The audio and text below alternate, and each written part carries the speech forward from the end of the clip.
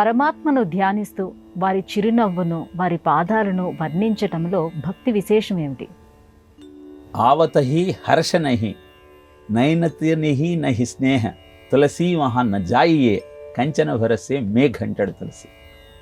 అంటే అర్థము, నీ రాకతో ఎవరి కళ్ళల్లో ఆనందం కనపడదో, ఎవరి ముఖం మీద చిరునవ్వు విరియదో, అక్కడ బంగారం వర్షించిన నీవు అక్కడికి వెళ్ళకు అన్నది ఆ దోహా యొక్క అంతరార్థం.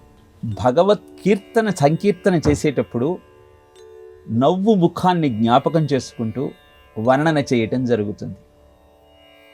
ఆ స్వామి చిరునవ్వు నిన్ను కటాక్షించే వరంగా భావిస్తూ స్నేహానికి, దాస్యానికి, ఆదరానికి చిహ్నంగా చిరునవ్వును కీర్తించటం జరుగుతుంది.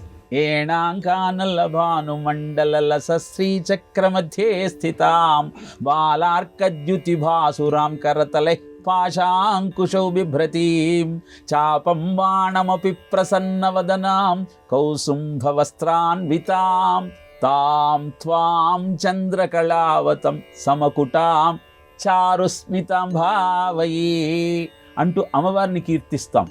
నవ్వుతున్నటువంటి ఆ తల్లి యొక్క అద్భుతమైన దివ్యమంగళ విగ్రహము నా హృదయంలో నిలిచి నాకు మార్గదర్శకము చేయుగాక అని ఆ జగన్మాత యొక్క చిరునవ్వును జ్ఞాపకం చేసుకుంటూ ఆమెను కీర్తిస్తే, లీలాశుకుడు కృష్ణ కరుణామృతంలో బాలకృష్ణుని యొక్క చిరునవ్వు నా హృదయంలో నర్తించుగాక అంటూ ప్రార్థన చేస్తాడు.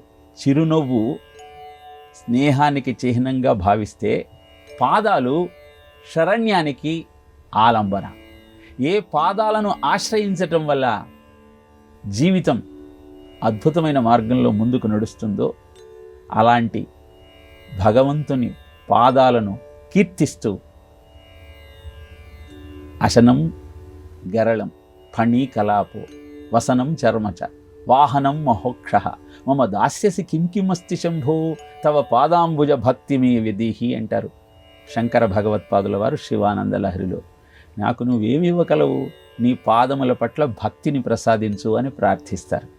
ఇలా అద్భుతమైనటువంటి భక్తి భావనను ఆవిష్కరించే సమయంలో భక్తుడు ఆ పరమాత్మ యొక్క చిరునవ్వును తన సామీప్యానికి, సాన్నిహిత్యానికి గుర్తుగా భావిస్తే, పాదాలు తాను ఆశ్రయించాల్సినటువంటి స్థానాలుగా పరిగణిస్తూ ఆ రెండింటినీ కీర్తించటం జరుగుతుంది.